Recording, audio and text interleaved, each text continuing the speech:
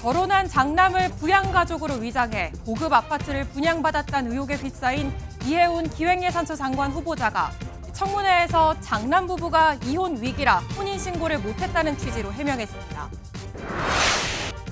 김경시 의원의 공천원금 의혹이 민주당 의원들에게로 확산하는 가운데 MBN이 관련 의혹이 담긴 녹음 파일 내용 일부를 단독 입수했습니다. 이재명 대통령이 오는 5월 9일 만료를 앞둔 다주택자 양도세 중과 면제 제도에 대해 연장을 고려하지 않고 있다고 밝혔습니다. 여러분 안녕하십니까? 이해운 기획예산처 장관 후보자 청문회가 가까스로 열렸습니다. 결혼한 장남을 부양 가족 수로 늘려서 서울 반포 아파트 청약에 당첨된 위장 미혼 의혹에 아들의 결혼 이후 곧바로 관계가 깨져 혼인신고를 하지 않았다고 해명했습니다. 금품수수 무마 정황과 무속인 그리고 낙선 의원 명단 등이 담긴 비망록 의혹엔 작성하지 않았다고 부인했고 보좌관 갑질 의혹엔 고개를 숙였습니다. 이 후보자는 돌을 맞더라도 통합을 위해 동참하겠다며 돌파 의지를 드러냈습니다. 먼저 부정청약 의혹과 해명을 홍지호 기자가 보도합니다. 지명 25일 만에 열린 이해운 기획예산처 장관 후보자에 대한 인사청문회는 처음부터 삐걱거렸습니다. 국민의힘 의원들이 청문회보다 경찰 포토라인이라며 손피켓을 들고 나왔고 여당 의원들의 반발로 이걸 모두 제거한 뒤에야 청문회는 시작됐습니다. 여야를 가리지 않고 이 후보자의 서울 반포 아파트 부정청약 의혹을 꼬집었습니다. 가점을 높이기 위해 결혼식을 올린 장남까지 부양가족에 포함한 것 아니냐며 강하게 질타했습니다. 세대수를 사실은 유지를 해야 되는 것 때문에 결혼 사실을 알리지 않았고 청약을 위해서 사실은 주택법 위반입니다. 이 후보자는 장남 부부가 결혼 생활을 계속할 수 없었던 상황이라고 해명했습니다. 혼례를 올리고 곧바로 좀 문제가 생겼습니다. 두 사람의 관계가 깨어진 상황이라 최악으로 치달았습니다. 명백한 부정청약이라는 지적에도 이런 입장을 반복했습니다. 치밀하게 설계되고 조직적으로 움직였습니다. 분양 당첨을 위해서 가족들이 선수 역할을 했다고 볼 수 있습니다. 이거는 부정청약 아닙니다. 장남 관련해서는 공개적으로 얘기하기 참담한 사정이 있습니다. 청약을 포기해야 한다는 지적에 대해선 수사기관의 결정을 지켜보겠다며 말을 아꼈습니다. 또한 배우자가 인천 영종도의 땅을 팔아 수십억 원의 시세 차익을 본 것에 대해서도 특혜는 없었고 세금도 적법하게 납부했다고 강조했습니다. MBN 뉴스 홍지호입니다. 부정청약 의혹과 함께 가장 큰 질타를 받은 건 이해운 후보자 장남의 연세대 부정입학 의혹이었습니다. 야당은 이 후보자를 향한 사퇴 압박 강도를 높였습니다. 이어서 정예린 기자입니다. 이해운 기획예산처 장관 후보자는 장남의 연세대 부정입학 의혹에 대해 기존 해명을 번복했습니다. 처음엔 다자녀 전형으로 입학했다고 설명했지만 거짓이란 지적이 나오자 국위선양자 전형이라고 말을 바꾼 겁니다. 입만 열만 거짓말 하시는데 자 보십시오. 그러면 장남은 무슨 전형으로 입학했습니까? 국위선양자가 누구냐고요? 훈장을 받 17년지를 잘 기억을 못했고 장남과 차남을 헷갈린 것은 저희들이 그 실수를 인정합니다. 의원 시절 보좌진을 향한 갑질에 대한 질타도 쏟아졌습니다. 이해운 후보자하고 강선우 의원하고 어느 분이 보좌진 갑질이 더 심했다고 생각합니까? 이해운 후보자 보좌진 갑질이 더 심각하거든요. 후보자님, 야! 이렇게 말하시면 안 되는 거 아닙니까? 이 후보자는 상처를 준 것에 대해 사과한다면서도 사실과 다른 게 많다고 반박했습니다. 국민의힘에 소속되어 있는 옛날 제 전직 보좌진들에게 뭘 얼마나 압박을 하는지 저도 다 듣고 있습니다. 야당은 이 후보자 아들들의 대부업체 회사채 투자 의혹 등도 지적하며 사퇴를 압박했습니다. 양심이세요? 네, 의원님. 양심 있으면 사퇴하세요. 이 후보자는 보좌진 갑질에는 고개를 숙이면서도 장남 부정입학, 대부업체 투자 의혹 등에 대해서는 문제가 없다는 입장을 굽히지 않았습니다. MBN 뉴스 정예린입니다. 이해훈 후보자 의혹을 질타하는 데는 여야가 따로 없었습니다. 이 후보자도 결국 눈물까지 보였습니다. 청문회 분위기 신영빈 기자가 전해드립니다. 청문회 시작 전부터 송곳 검증을 하겠다고 엄포를 놓은 더불어민주당은 이해훈 후보자를 거세게 몰아붙였습니다. 부정청약 의혹에 대해 관련 조사가 끝난 뒤 장남이 신부와 주민등록을 합쳤다는 점을 지적하자 이 후보자는 갑자기 아들의 투병 사실을 밝혔습니다. 실은 그 시기에 발병을 했습니다. 발병을 해서 지금까지 치료를 받고 있습니다. 그리고는 이어지는 질문에 눈물을 훔쳤습니다. 어쨌든 1년 5개월 후에 같이 주소지를 합치게 되기 전까지 이제 같이 살기 어려울 정도로 파경이 된 상태셨다. 그래서 주소지가 달랐던 거다 말씀을 하셨던 거죠. 부정청약 의혹이 불거진 아파트를 포기할 각오가 돼 있냐고 다그치자 마지못해 대답을 내놓기도 했습니다. 그런 용의가 있으신 거예요? 예? 대답을 하세요. 거기 끄떡끄떡 하시면 누가 압니까? 속기록에 남겨야지. 네. 이재명 정부의 국정 철학에 맞출 수 있냐는 질문엔 이 대통령의 진정성을 언급하며 몸을 한껏 낮췄습니다. 왜 대통령께서 후보자를 지명했다고 생각하십니까? 새 분리기가 전혀 필요하지 않은 거대 여당이 이런 통합의 움직임을 보인다는 것은 이건 저는 진정성이라고 믿습니다. MBN 뉴스 신영빈입니다. 현재까지 진행 중인 인사청문회로 이제 검증 과정은 마치게 됩니다. 국민의 평가인 여론 그리고 이재명 대통령의 임명 여부 결정만 남았습니다. 오늘 이해훈 후보자 청문회를 국회팀 김민수 기자와 좀 더 들여다보고 앞으로를 전망해 보겠습니다. 김 기자, 열리기도 쉽지 않았는데 청문 보고서 채택, 난항이 예상되겠어요. 그렇습니다. 워낙에 제기된 의혹이 많았던 만큼 이번 청문회는 밤늦게까지 이어질 것 같은데요. 이례적으로 여당에서도 후보자에 대한 질타가 나온 상황이다 보니 채택 전망은 밝지 않습니다. 인사청문회 관련 자료 제출이 충분치 않아서 의혹에 대한 검증 역시 한계가 있을 겁니다. 네. 그리고 가장 큰 의혹은 반포 아파트 부정 청약 의혹인데 결혼은 하고 곧바로 사이가 좋지 않아서 혼인신고는 하지 않았다. 그래서 아들을 부양가족으로 남아서 청약이 됐다. 검증도 쉽지는 않겠어요. 그렇다고 봐야겠습니다.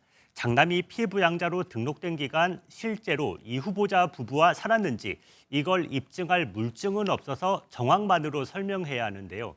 이 때문에 국민의힘은 청문회 며칠 전부터 이 후보자가 아들 부부의 관계가 나빠서 별거했다는 식으로 둘러댈 거라 예상하기도 했습니다. 이해훈 후보자가 국민들에게 실은 결혼식은 올렸지만 아들과 며느리가 결혼 생활을 지속할 수 있을 것인지에 대해서 되게 심한 다툼이 있었다라고 이렇게 강변하면서 그 당시에 별거했다라고 만약에 그렇게 주장한다면은 그거를 검증할 방법이 전혀 없습니다.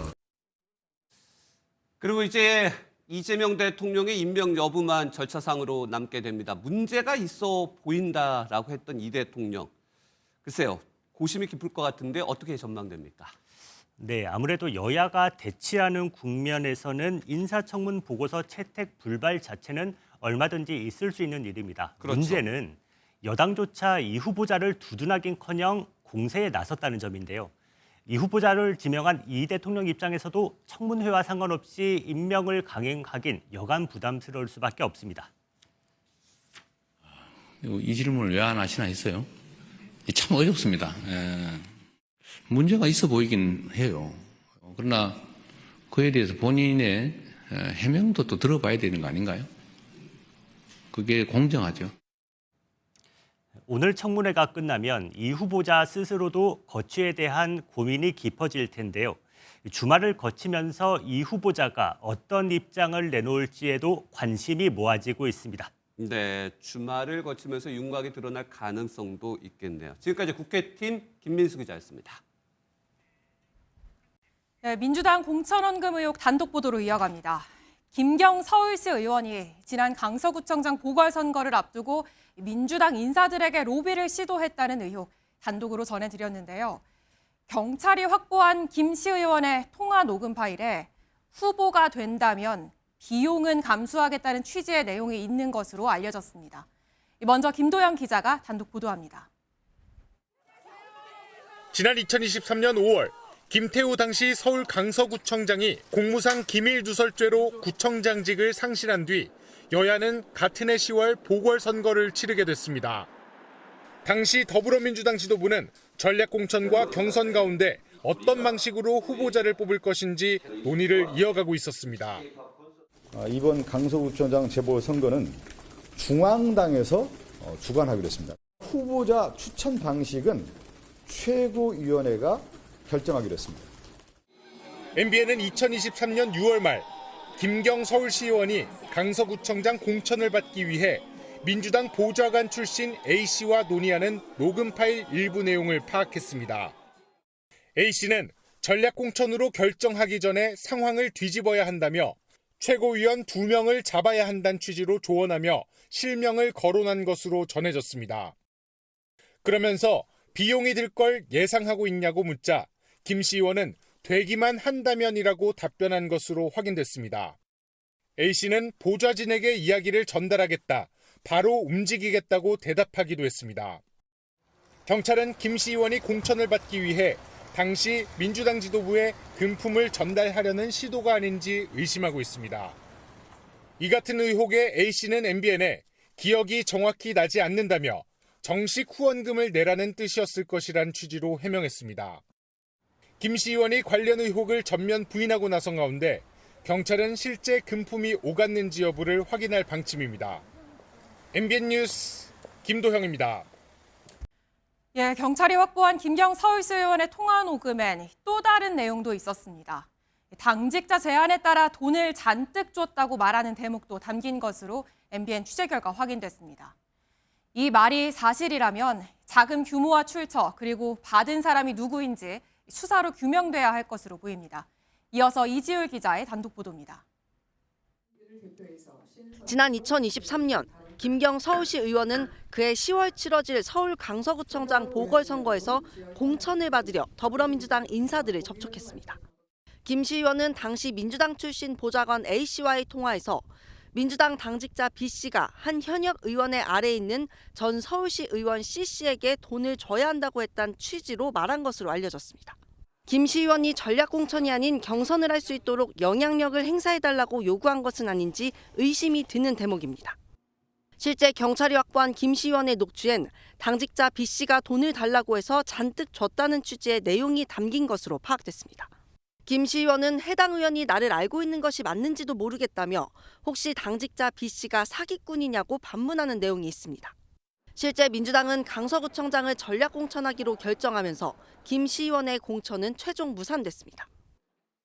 강서구청장 후보 진교훈 전 경찰청 차장으로 어제 전략 공관위에서 추천하기로 결정을 했습니다. 김씨 의원은 해당 의혹을 전면 부인하고 있는 가운데 경찰 수사 과정에서 실제 금품 전달 정황이 드러난다면 파장은 커질 전망입니다. MBN 뉴스 이주일입니다. 또 다른 의혹이죠. 신천지의 국민의힘 집단 입당 의혹. 그 정점엔 총회장 이만희 씨가 있습니다. 이 관건은 신천지와 국민의힘 사이 연결고리의 실체입니다.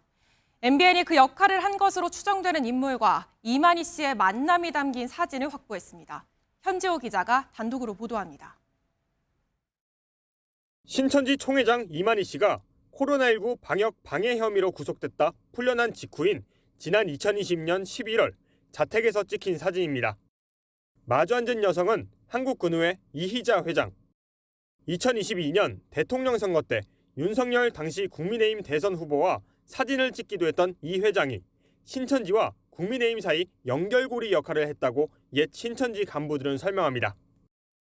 근후의 회장이 신천지로 포섭이 되면서 그 단체가 어떻게 보면 신천지를 비호하는 데 쓰인 거죠. 실제 신천지 신도들의 국민의힘 집단 가입은 2022년 대선 전후 집중됐습니다. 신천지 전직 간부들에 따르면 이 회장은 30만 명가량의 근후회 회원 가운데 일부를 신천지 신도로 가입시켜 당원 가입에 동원했다는 의혹도 받습니다. 이 회장은 신천지 신도가 아니라는 게 신천지 측 설명이지만 이만희 씨가 근우회를 포섭했다고 언급한 육성 녹음까지 나온 상황입니다. 우리나라가 제일 큰 사회단체가 뭔지 알아? 근우회라 그랬지? 근우회가 전부 우리한테 다 돌아있고 생각해봐. 근우회 측은 이 회장이 이만희 씨를 만난 적이 있지만 신도는 아니라는 입장을 MBN 취재진에게 밝혔습니다. 신천지 전직 관계자를 잇따라 불러 조사하고 있는 검경합동수사본부는 한국 근우회를 상대로도 수사망을 넓혀나갈 것으로 보입니다. MBN 뉴스 현주호입니다. 개인정보 유출 사고로 불거진 쿠팡 사태가 한미 관계까지 흔들고 있습니다. 쿠팡의 미국 투자사들이 한국 정부가 차별적인 규제를 하고 있다며 미국 무역대표부 USTR에 조사를 요청했습니다. 특히 이재명 대통령을 언급하며 한국 정부가 한국과 중국의 대기업을 보호하기 위해 쿠팡을 표적으로 삼았다고 언급했습니다. 먼저 워싱턴 강영구 특파원입니다. 쿠팡의 미국 투자사인 그린옥스와 알티미터가 미 무역대표부 USTR에 한국 정부를 상대로 한 공식 청원서를 제출했습니다. 이들은 한국 정부의 쿠팡 제재가 정상적인 수준을 넘는 차별적이고 불합리한 조치라고 주장했습니다. 또 직접 한국 정부를 상대로는 과거 론스타 사태와 같은 국제 투자 분쟁 소송에 들어가겠다는 의향서를 냈습니다. 이들은 쿠팡 사태에 한국 정부가 과도하게 대응해 수십억 달러의 손실을 입었다고 주장했습니다. 지난해 11월 대규모 개인정보 유출 사고 이후 쿠팡 주가는 약 27% 급락했습니다. 이후 미국 내에서는 쿠팡을 둘러싼 조사 방식에 불만이 나왔습니다. Korean regulators already seem to be aggressively targeting U.S. technology leaders. One example would be Coupang, through discriminatory regulatory actions. 미 무역대표부는 청원을 접수하면 45일 안에 조사 착수 여부를 결정해야 하고 공식 조사가 시작되면 한미 통상 문제로 번질 수 있습니다. 또 국제소송은 길게는 10년 이상 이어지는 장기전이 될 전망입니다. 쿠팡을 둘러싼 논란이 기업 규제 차원을 넘어 통상 분쟁과 외교 문제로까지 확전되고 있습니다. 워싱턴에서 MBN 뉴스 강영구입니다. 특히 우리 정부에 보낸 중재 의향서엔 황당한 주장까지 담겼습니다. 이재명 대통령을 언급하며 반미, 친중 노선이라고 표현한 겁니다. 쿠팡을 보호하는 거짓 주장을 최돈희 기자가 자세히 살펴봤습니다. 미국 투자회사 그린옥스와 알티미터가 한국 정부에 보낸 국제 투자 분쟁 중재 의향서입니다. 수신인은 이재명 대통령과 정홍식 법무부 국제법무국장으로 우리 정부의 쿠팡에 대한 대응을 정면으로 겨냥하는 내용입니다. 개인정보 유출 사태를 명분 삼아 한국 정부가 쿠팡의 정상적인 영업을 위협하고 있다고 적혀 있습니다. 그러면서 이재명 대통령과 김민석 국무총리 발언을 문제 삼았습니다. 이번에 무슨 팡인가 거기 그런데도 막 어기잖아요. 그 사람도 처벌 전혀 두렵지 않을 겁니다. 그러니까 그런 데는 합당한 경제적 부담을 지어줘야. 이 같은 과도한 조치가 이 대통령과 여당의 반미, 친중 노선 때문에 의도된 거라는 황당한 주장도 펼쳤습니다. 한국과 중국의 대기업 경쟁사들을 보호하기 위해 쿠팡을 표적 삼았다는 겁니다. 그러면서 한미 동맹 관계를 위협하고 있다며 베네수엘라나 러시아 같은 미국의 적대 국가의 행태라고도 주장했습니다. 또 3천만 명 넘는 개인정보가 유출됐다는 정부 조사 결과를 부정하며 유출된 건 3,000개에 불과하다는 기존 자체 조사 결과를 거듭 강조했습니다. 중재 의향서는 청구인이 중재를 제기하겠다는 의사를 상대 국가에 보내는 서면으로 제출 90일 이후 정식으로 중재를 제기할 수 있습니다. 국무조정실은 전체 발언 맥락과 무관한 자의적 편집과 의도적 왜곡이라고 밝혔습니다. MBN 뉴스 최도입니다. 미국 투자사들이 공식적으로 미국 정부의 개입을 요청한 이번 조치. 쿠팡의 사업 보고서를 봤더니 문제 제기를 한 사람 중 한 명이 쿠팡 이사회 멤버였습니다. 때문에 이번 문제 제기가 쿠팡 이사회와의 교감이 있었던 것 아니냐는 의구심이 나오고 있는데요. 이번 사안에 대한 우리 정부의 대응은 어떨까요? 김종민 기자가 보도합니다. 쿠팡의 지난해 3분기 사업 보고서입니다. 쿠팡 이사회 멤버인 닐 메타가 그린옥스의 매니징 파트너, 즉 최고 책임자라고 적혀 있습니다. 그린옥스는 미국 정부의 조사를 청원한 투자사 중 한 곳이자 쿠팡의 주주입니다.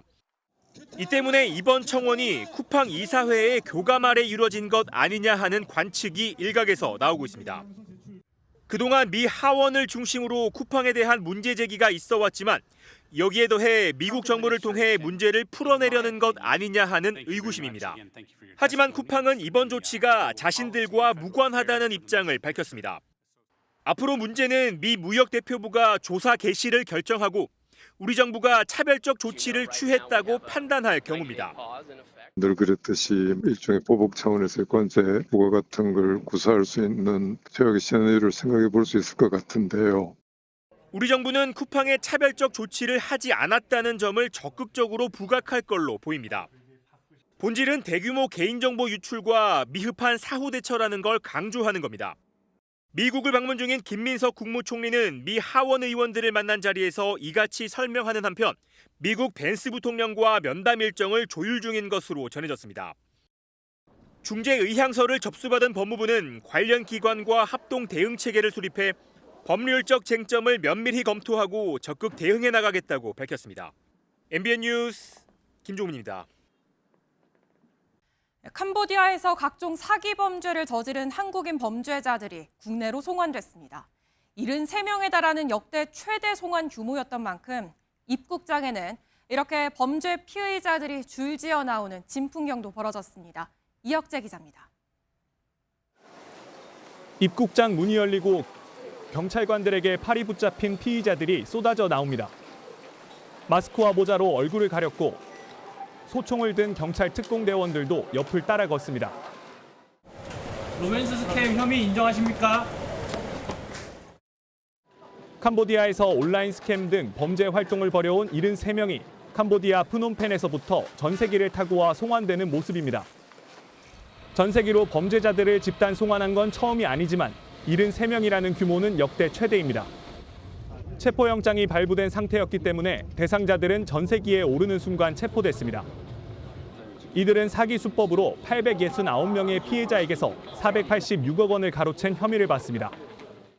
특히 딥페이크 기술을 활용한 로맨스 스캠 방식으로 투자 사기를 벌여 100명이 넘는 피해자로부터 120억 원 가까이 뜯어낸 부부 사기단도 송환됐습니다. 현지 경찰에 뇌물을 주거나 성형수술까지 해가며 수사망을 피해온 부부이지만 수사기관의 끈질긴 추적을 벗어나지 못했습니다. 법무부 장관의 지시로 담당 범죄인도 검사 등이 급파되어 캄보디아 법무부 장관을 면담하는 등 범죄인들의 재체포를 이뤄내기도 하였습니다.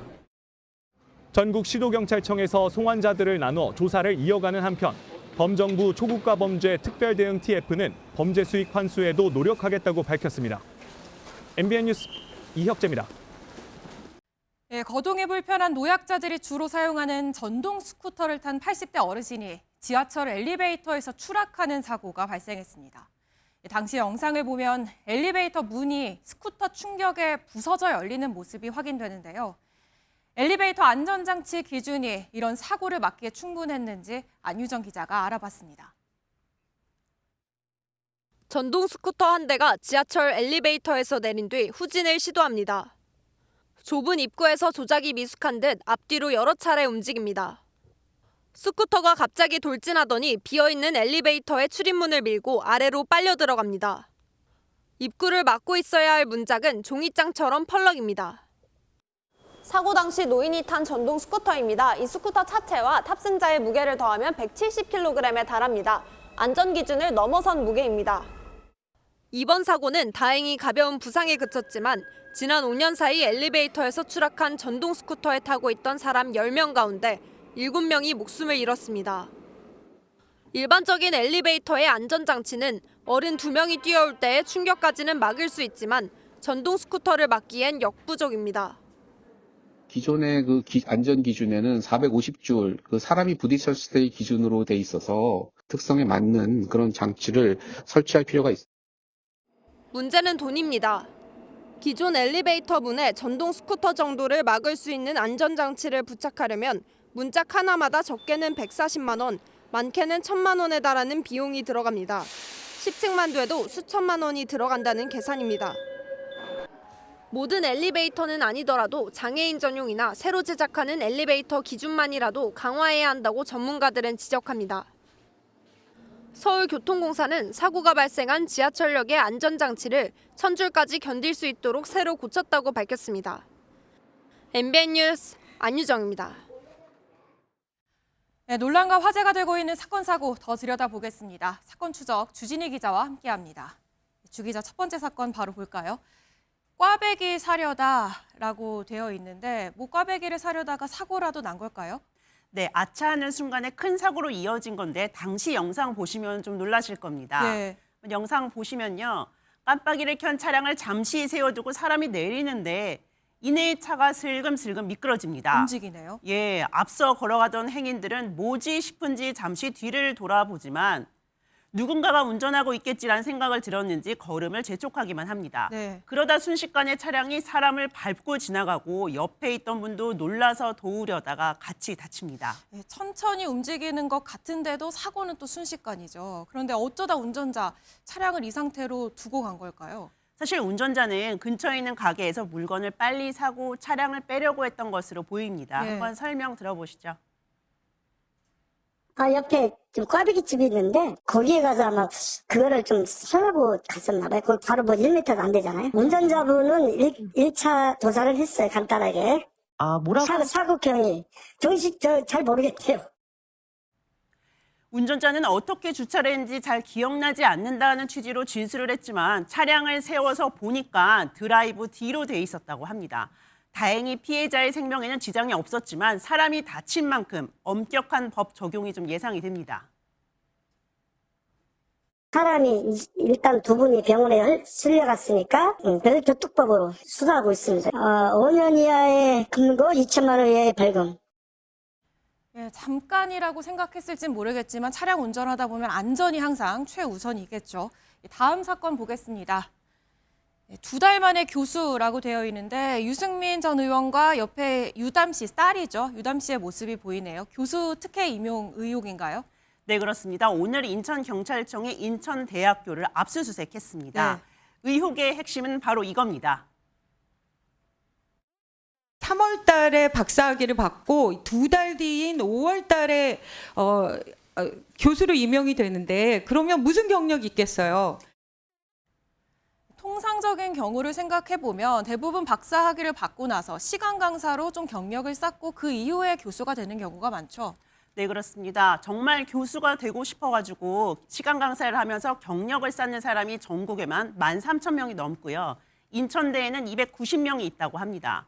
그래서 인천대의 교수 임용 절차가 좀 불공정했고 관련 문서도 제대로 보관하지 않았다는 고발이 접수돼서 강제 수사에 돌입을 한 겁니다.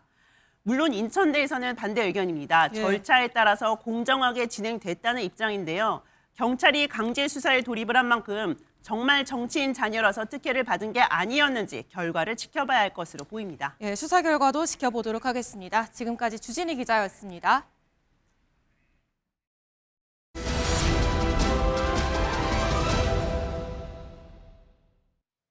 세금으로 집값을 잡지 않겠다던 이재명 대통령이 부동산 세제 변화 가능성을 언급했습니다.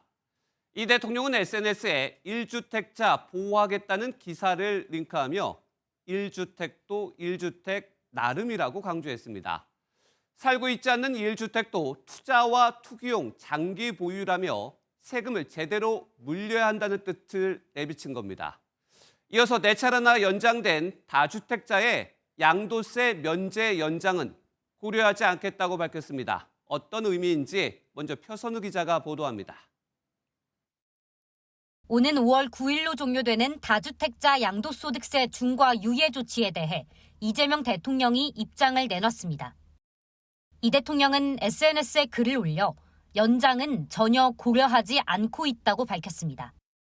결정이 늦어지며 부동산 시장의 혼란이 커지고 있다는 지적이 나오자 사실상 폐지하겠다는 뜻을 못 박았습니다. 높은 양도세가 다주택자의 주택 매도를 막는다는 이유로 윤석열 정부 때인 2022년부터 유예해 왔는데 4년 만에 다시 시행되는 겁니다. 중과가 부활하면 규제 지역에서 집을 팔 때 2주택자는 20%포인트, 3주택자 이상은 30%포인트 더 양도소득세가 부과됩니다. 지방소득세까지 감안하면 매매 차익의 최고 82.5%를 세금으로 내야 합니다. 여러 채 보유한 이들에게 세금이 올라가기 전에 팔라는 메시지를 내놓은 것으로 풀이됩니다. 이 대통령은 실거주 없이 보유만 하는 1주택 갭 투자자에게도 장기 보유 특별공제 축소 등 세금 카드를 꺼낼 가능성을 내비쳤습니다. 1주택도 1주택 나름이라며 투기용이라면 장기 보유했다고 세금을 감면해 주는 건 이상해 보인다고 밝혔습니다. 자기가 살지도 않으면서 투기용으로 또는 투자용으로 가지고 오랫동안 가지고 있다고 왜 세금 깎아줍니까? 다만 이 대통령은 비거주 1주택자에 대한 장특공제 개편에 대해선 당장 고칠 것은 아니고 토론해봐야 할 주제라며 여지를 남겨뒀습니다. MBN 뉴스 표선우입니다. 그렇다면 다주택자가 세금을 줄이기 위해선 5월 9일까지 토지거래 허가를 받아 집을 팔고 잔금을 치러야 합니다. 이제 100일 남짓한 기간인데 시장의 분위기를 배준우 기자가 살펴봤습니다. 서울 관악구의 3,500세대 대단지 아파트입니다. 전용 59제곱미터 매매 물건은 단 한 개, 단지 규모에 비해 턱없이 부족합니다. 그전에는 보통 한 30개씩 이렇게 있어갖고 매수인들은 집 보기 위해서 좋은 걸 골랐는데 지금은 그게 아니라 나오면 바로 이렇게 해야 되는 거예요. 이곳뿐만이 아닙니다. 서울 아파트 매매 매물수는 지난해 9만 건 가까이 됐지만 최근에는 5만 건대로 40% 가까이 줄었습니다. 사실상 매물 절벽 상태가 발생한 겁니다. 토지거래 허가 구역이 서울 전역으로 확대되면서 실거주가 가능한 물건만 팔 수 있기 때문입니다. 이런 가운데 이 대통령이 양도세 중과 부과를 사실상 선언하면서 다주택자 매물이 일부 늘어날 수 있다는 전망이 나옵니다. 5월 9일 이전에 잔금을 마무리하면 세금이 높아지지 않습니다. 전월세 가격 움직임, 매물 부족, 그리고 봄 이사철을 고려했을 때 3주택 이상에서는 매도를 고려할 수도 있을 것으로 보여집니다. 다만 일각에선 남은 기간이 너무 짧다는 지적도 나옵니다.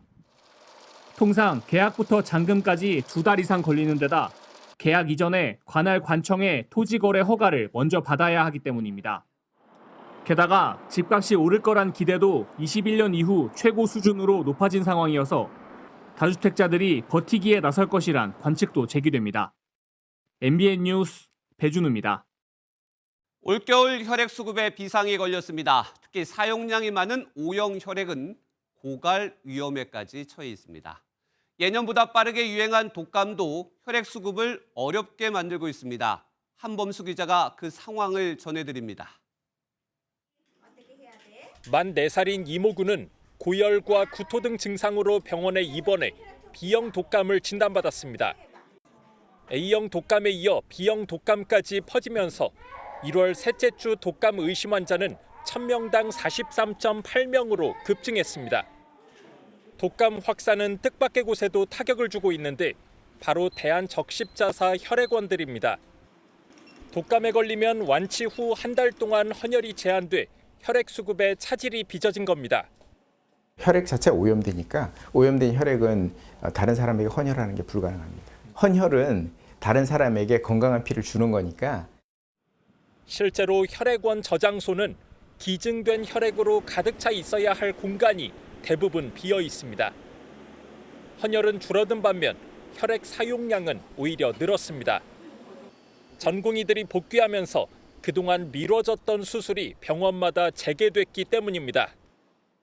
작년 전공의 복귀 이후에요. 4, 4분기 이후부터 혈액 공급량이 전년 대비해서 계속 증가하고 있는 추세로 있습니다.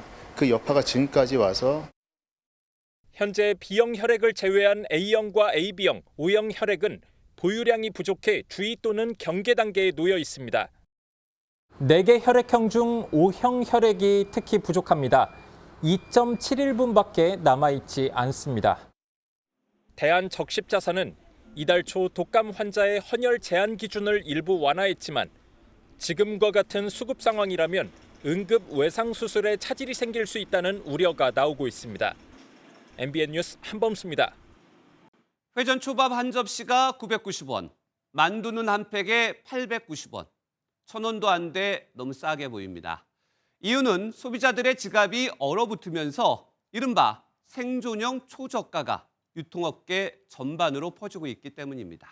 신용수 기자입니다. 경기 안양시의 한 회전초밥 매장입니다. 지난해 말부터 한 접시 가격을 기존의 절반 수준인 990원으로 낮췄습니다. 여기에서 먹을 때는 되게 가격을 신경 쓰지 않고 양껏 먹을 수 있었고 990원을 바꾸고 나서 확실히 조금씩 늘어가고 있어요. 서울의 한 생활용품점은 2,500원짜리 냉동만두를 890원에 판매하고 있습니다. 공동구매를 통해 단가를 낮춘 겁니다. 집사람이 공동구매를 해서 물건을 찾아오라고 그래가지고 가격도 좀 저렴한 것 같고 실제로 많이 품질도 좋아가지고. 이곳은 단체 채팅방으로 사전 주문을 받아 수요를 예측해 비용 손실을 최소화했습니다.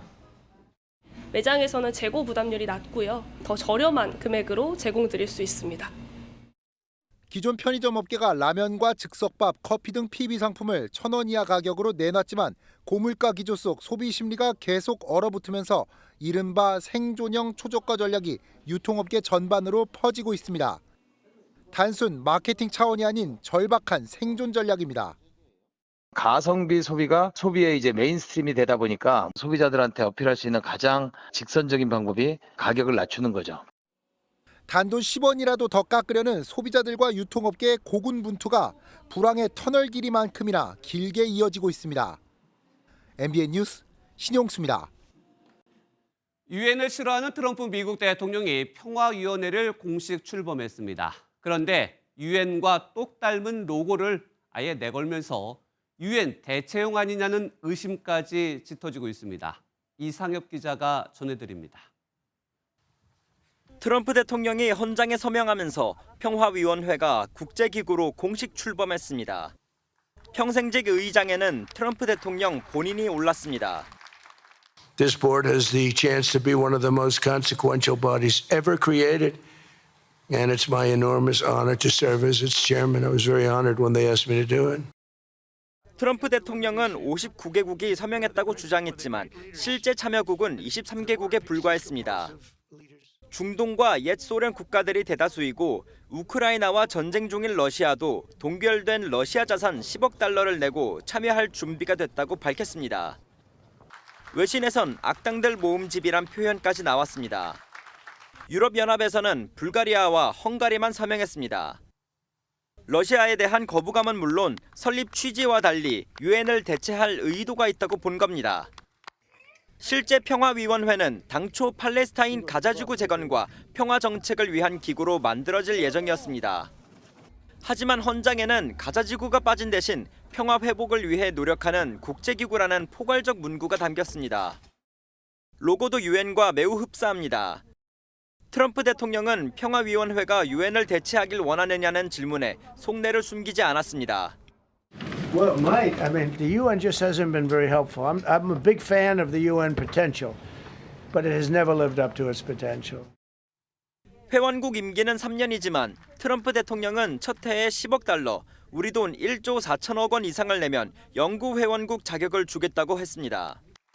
의제 승인부터 위원회 해산까지 평화위원회의 모든 권한을 쥔 트럼프 대통령은 자신을 비판한 캐나다의 초대를 일방적으로 철회하기도 했습니다. MBN 뉴스 이상엽입니다. 다카이치 일본 총리가 국회를 해산하면서 다음 달 8일 조기 총선이 치러집니다. 높은 지지율을 바탕으로 승부수를 던졌다는 평가입니다. 강재묵 기자가 보도합니다. 日本国憲法第7条により衆議院を解散する 일본 정기국회 첫날, 다카이치 사나에 총리가 예고대로 중의원 해산을 단행했습니다. 중의원 해산은 일본 총리에게 주어지는 고유 권한이지만 정기국회 첫날 해산된 것은 1966년 이후 60년 만입니다. 더욱이 중의원 임기는 4년으로 아직 임기가 3분의 2나 남은 만큼 승부수를 던진 것이란 분석입니다. 国民の皆様とご一緒に日本の進路を決めるための決断です。私自身も内閣総理大臣としての進退をかけます。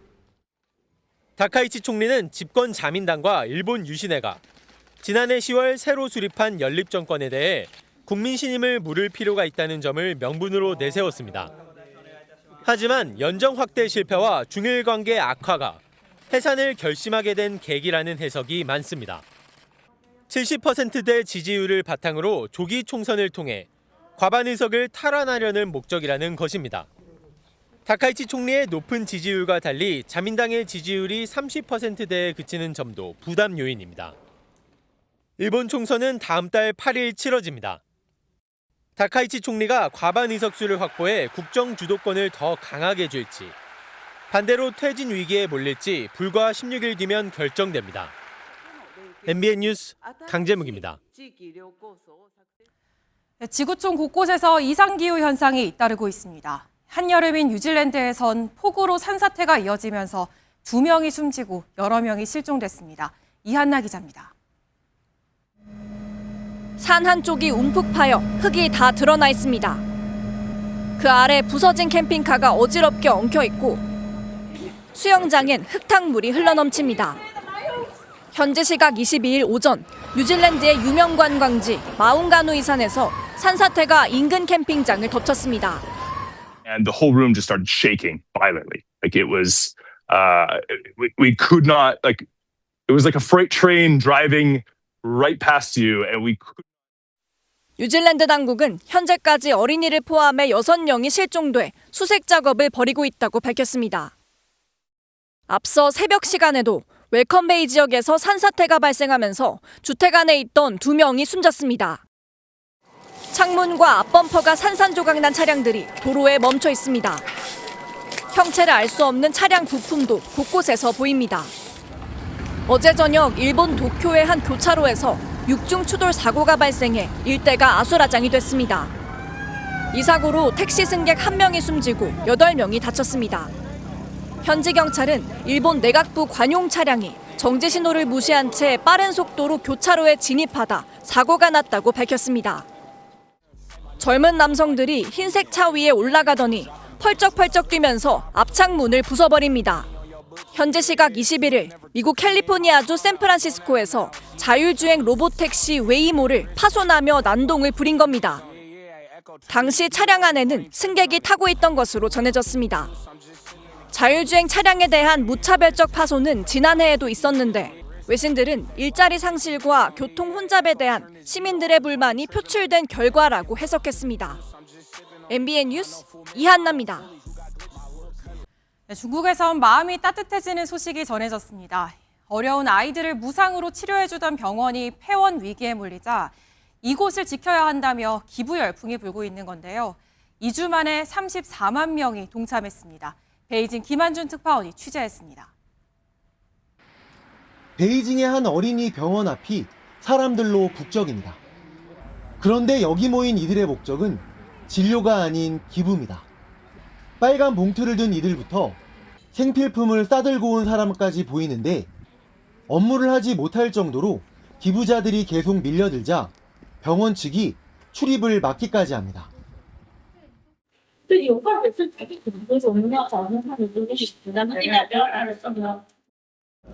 재정난으로 폐원 위기에 몰린 어린이 병원을 십시일반 돕기 위해 전국 각지에서 쌈짓돈을 들고 모여들고 있는 겁니다. 놀라운 건 부족한 형편에도 기부를 하는 이들이 많다는 점입니다. 용돈을 모아온 중학생부터 就是能帮助这些孩子对我的用处更大，所以我不后悔我来捐这个钱，而且我觉得这个钱很有意义。 하루 일당을 모두 들고 온 몸이 불편한 퀵서비스 기사도 있습니다. 从大兴过来的。多长时间啊？40公里。 유독 이곳에만 이렇게 온정이 답지 않은 건 이 병원의 특수성 때문입니다. 이곳은 2012년부터 운영된 비영리 어린이 종합병원으로 형편이 어려운 아이들을 무상으로 치료해왔지만 최근 몇 년간 임대료를 내지 못했습니다. 간판이 철거되는 등 법원으로부터 퇴거 지시를 받았다는 소식이 이달 초 전해지자 전국적으로 자발적인 기부 운동이 시작된 겁니다. 然后也是一个刚刚失独的妈妈，我就想让孩子能够健康平安的长大，能够活下去。可能是微不足道，但是就是想尽一片心。 2주 만에 34만 명이 동참하며 미납된 임대료 우리 돈 56억 원보다 더 많은 돈이 모인 것으로 알려졌지만 따뜻한 기부 행렬은 중국 전역으로 퍼지고 있습니다. 베이징에서 MBN 뉴스 김한준입니다. 자율주행 시대가 성큼 다가오면서 이젠 차 안에서 무엇을 어디까지 할 수 있느냐도 중요해졌습니다. 완성차 업체들은 차량 엔진이나 배터리를 넘어 내부 공간 경쟁에 뛰어들고 있습니다. 이승민 기자입니다. 복잡한 도심을 달리는 자동차. 운전자가 차량과 대화하듯이 커피를 주문합니다. 세 잔 주문해줘. 어느 매장에서 주문할까요? 대화만으로 주문과 결제까지 한 번에 이루어집니다. 주변 충전소를 검색해주고 충전하는 동안 게임을 즐기거나 영화를 감상할 수도 있습니다. 마치 편안한 안방을 차 안으로 그대로 옮겨놓은 것처럼 안마를 받으며 휴식을 취할 수도 있고 OTT를 보며 시간을 보낼 수 있습니다. 자동차는 이제 차량 내외부 온도를 감지해 공조 시스템을 스스로 작동하기도 합니다. 차량들이 점점 성능, 하드웨어 중심에서 인포테인먼트, 소프트웨어 중심으로 옮겨가고 있습니다. 차량 구매 뒤에도 스마트폰처럼 무선 업데이트를 통해 개선된 서비스를 지속적으로 제공함으로써 새로운 수익 모델을 창출할 수 있기 때문입니다. 테슬라는 이전부터 구독 서비스를 통해 고사양 게임 등을 제공하고 있고 메르세데스 벤츠도 최근엔 차량 성능보다 탑승객의 디지털 경험을 강조하고 있습니다. 이런 트렌드 속에 현재 31조 원 규모인 차량 인포테인먼트 시장은 오는 2033년까지 2배로 성장할 전망입니다. 완벽한 자율주행 시대가 왔다라고 하면 차 안에서 남는 시간에 영화나 오락을 구매를 해서 본다거나 이러한 어떤 소비 패턴들이 늘어날 것으로. 누가 더 성능 좋은 차를 만드느냐에서 누가 더 즐거운 공간을 만드느냐로 자동차 업체들의 고민이 이동하고 있습니다. MBN 뉴스 이승민입니다. 증시로 자금이 쏠리는 요즘 은행들은 이색 적금으로 고객 잡기에 나섰습니다. 마라톤을 뛰거나 소원을 쓰면 우대금리를 주는 건데 최고금리가 8%가 넘는 상품도 있습니다. 장동건 기자가 취재했습니다. 건강관리를 위해 매주 2-3번 5km씩 달리는 직장인 오유진 씨는 최근 이색 적금에 가입했습니다. 달리기 기록을 은행 앱에 공유하면 금리가 높아지는 겁니다. 러닝용품 같은 거 구매할 때도 큰 금액을 모아가지고 좀 더 좋은 거를 구매하고 싶기도 하고 그래서 이제 적금 상품을 가입한 것도 있고. 마라톤 코스처럼 10주, 20주, 42주짜리 상품이 있는데 달리기 대회 인증 등 조건을 갖추면 금리가 6.6%까지 높아집니다. 대학생 김태리 씨도 아르바이트로 번 돈을 모으려고 단기 적금을 들었습니다. 매일 출석하듯 입금하면 최고 6.7% 금리를 받을 수 있는데 누적 계좌 100만 개를 돌파했습니다. 얘는 31일이라서 일단 부담 없이 적금을 줄 수 있다는 게 하나의 큰 장점인 것 같고.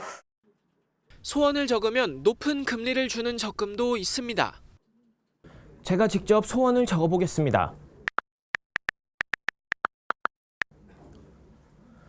이렇게 은행 앱 게시판에 소원만 남겨도 2%포인트 우대금리를 받고 다른 조건까지 충족하면 최고 8.29% 혜택을 받을 수 있습니다. 의지를 가지고 그것을 다 완수를 했다라고 하는 것은 그 이후에도 그 은행에 대한 어떤 그 로열티가 계속 유지되거나 더 제고될 수 있는 그런. 다만 가입 전 우대 조건을 실제로 충족할 수 있는지는 꼼꼼히 따져봐야 합니다. MBN 뉴스 장동건입니다. 닷새째 이어지는 한파가 모두에게 똑같이 춥지는 않습니다. 아무리 추워도 밖에서 일해야 하는 노동자들이 있고 집안에서도 패딩을 입고 밤을 지새우는 이웃들이 있습니다. 한파가 더 가혹한 사람들의 겨울을 최하원 기자가 취재했습니다. 꽁꽁 언 땅 위에서 토목공사가 한창입니다. 잠시만 서 있어도 발이 시려오는 영하의 날씨여서 휴식은 필수입니다. 한파 속에서 작업을 하는 야외 근로자들을 위해 마련된 따뜻한 쉼터입니다. 제가 한번 들어가 보겠습니다.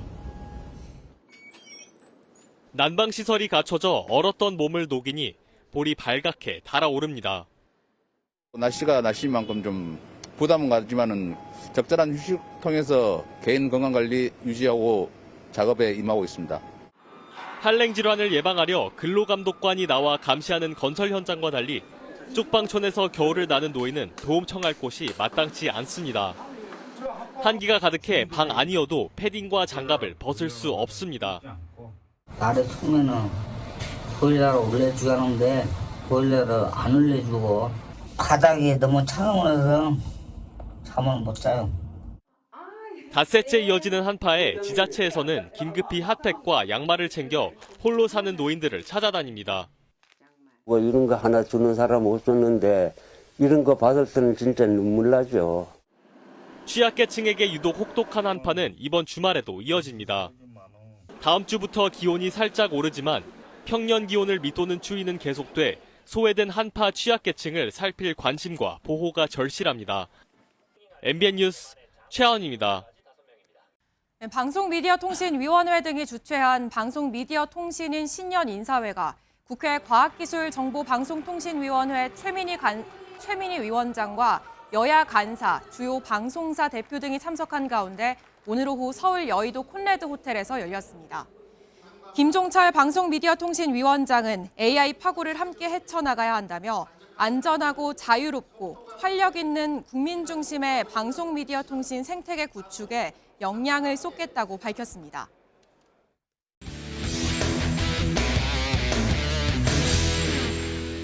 스포츠 뉴스입니다.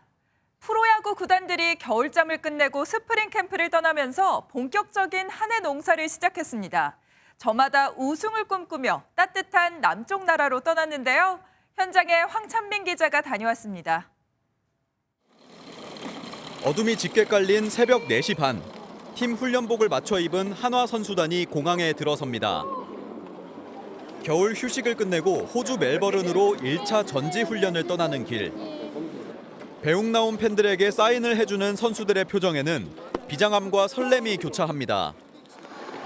지난 시즌 우승 문턱에서 아쉽게 주저앉았던 한화는 100억 원을 들여 FA 최대어 강백호를 영입할 만큼 27년 만에 우승에 목말라 있습니다. 또 이렇게 새로운 팀을 오게 돼서 뭐 설렘만 걱정 반으로 이렇게 좀 공항에 왔고요. 많은 기대를 주시는 만큼 잘 준비해가지고 좋은 모습 보여드려야 되지 않을까. 뭐 백호 형은 워낙 좋은 타자고 타순에 들어오면서 저도 든든한 것 같고 뭔가 좀 강해졌다는 생각이 드는 것 같습니다. SSG 선수들도 산더미 같은 짐을 챙겨 미국 플로리다의 약속의 땅으로 떠날 채비를 마쳤습니다. 스프링 캠프가 끝나면 곧 또 시즌이 시작하니까 팬분들 조금만 더 기다려주시고 열심히 몸 잘 만들어서 좋은 결과 보여드릴 수 있도록 준비 잘 해서 오겠습니다. 그동안 미국이 줄을 이뤘던 1차 캠프지는 올해 높아진 환율과 물가 등을 고려해 호주와 대만, 괌 등 시차가 적고 따뜻한 남쪽 나라들로 한층 다양해졌습니다. 1차 담금질을 마친 뒤 일본으로 이동해 실전 감각을 끌어올리게 될 구단들. 다가올 새 시즌에 대한 팬들의 기대감을 한껏 높이고 있습니다. MBN 뉴스 황찬민입니다. 주 초부터 시작된 한파가 주 후반에도 꺾이질 않고 있습니다. 찬 공기가 서해상을 지나면서 눈구름도 만들어지고 있는데요. 현재 서쪽 지역을 중심으로 내리고 있는 눈은 내일 아침까지 이어지겠습니다. 예상 적설량은 호남과 제주 산지에 최고 5cm, 경기 서해안과 강원 남부, 충청에 최고 3cm, 서울 등 그 밖의 내륙은 1cm 안팎이 되겠습니다. 이번 주말에도 강추위에 대한 대비를 잘 해주셔야겠습니다. 한파의 최대 고비는 넘겼지만 내일과 모레도 서울의 아침 기온이 영하 11도까지 떨어지겠고요. 낮에도 영하권에 머물겠습니다.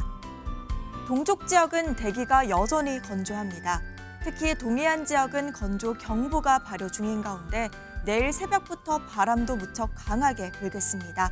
화재 예방에 주의하셔야겠습니다. 내일 오전부터 하늘은 차차 개겠습니다. 중부지방 아침 기온은 춘천이 영하 13도, 대전은 영하 7도까지 떨어지겠습니다. 남부지방도 광주의 아침 기온 영하 3도, 대구는 영하 5도가 예상됩니다. 다음 주에는 기온이 조금 오르긴 하겠지만 여전히 평년보다 춥겠습니다. 날씨였습니다.